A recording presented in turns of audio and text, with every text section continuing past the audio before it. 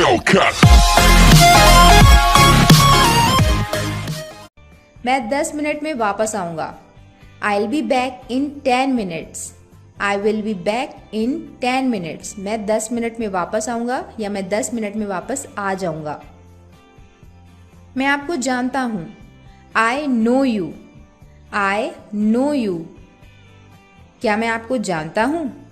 Do I know you? Do I know you? क्या मैं आपको जानता हूं? मैं बर्बाद हो गया हूं। I'm ruined. I am ruined. उसने मेरी जिंदगी बर्बाद कर दी है। She has ruined my life. She has ruined my life. उसमें हीनता की भावना है। She has inferiority complex. She has inferiority complex. उसमें हीनता की भावना है, मतलब वो अपने आप को कम समझती है। उसमें श्रेष्ठता की भावना है। She has superiority complex. She has superiority complex, मतलब वो अपने आप को सबसे ऊपर मानती है। वो बहुत घमंडी है। He is very arrogant. He is very arrogant. वह बहुत घमंडी है। या हम इसको दूसरे तरीके से ऐसे बोलते हैं, He is a snob.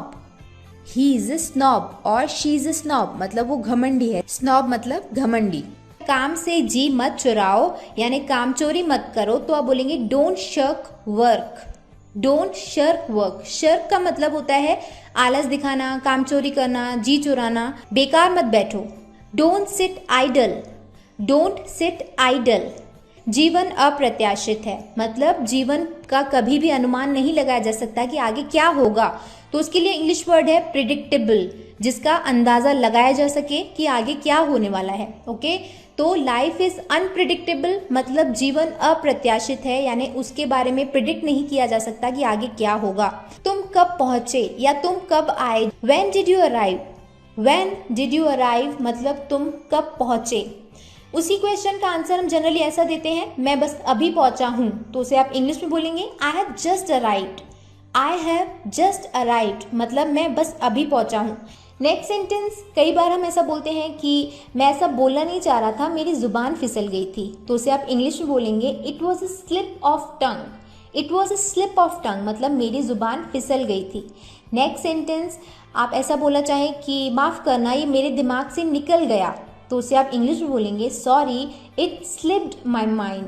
Sorry it slipped my mind मतलब मेरे दिमाग से निकल गया। यहाँ किस लिए आए हैं या आपके आने की वजह क्या है, आपको यहाँ क्या लेके आया, उसके लिए इंग्लिश सेंटेंस है what brings you hair.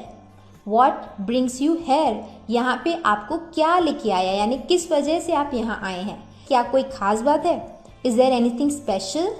Is there anything special, क्या कोई खास बात है।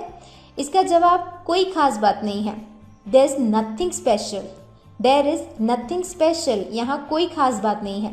नेक्स्ट सेंटेंस, बारिश के मौसम में कोल्ड हो जाना इज कॉमन, और ऐसे में बच्चे जनरली अपनी कपड़ों से, अपनी शर्ट वगैरह से अपना नाक पोंछते हैं, तो उसके लिए हम एक सेंटेंस यूज करते हैं कि अपनी शर्ट से अपना नाक मत पोंछो, तो आप बोलेंगे don't wipe your nose with your shirt.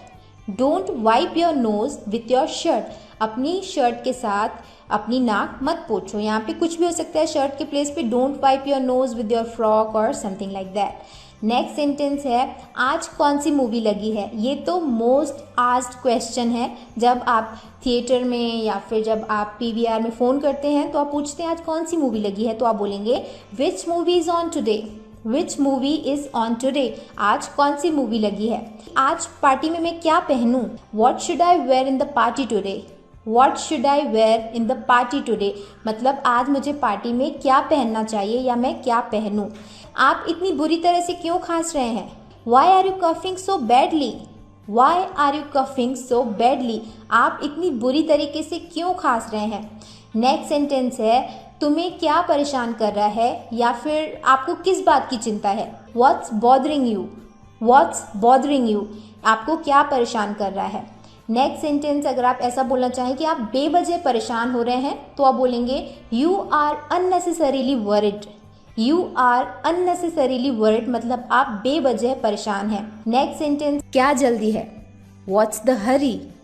What's the hurry, भगवान आपको बरकत दे। May God bless you.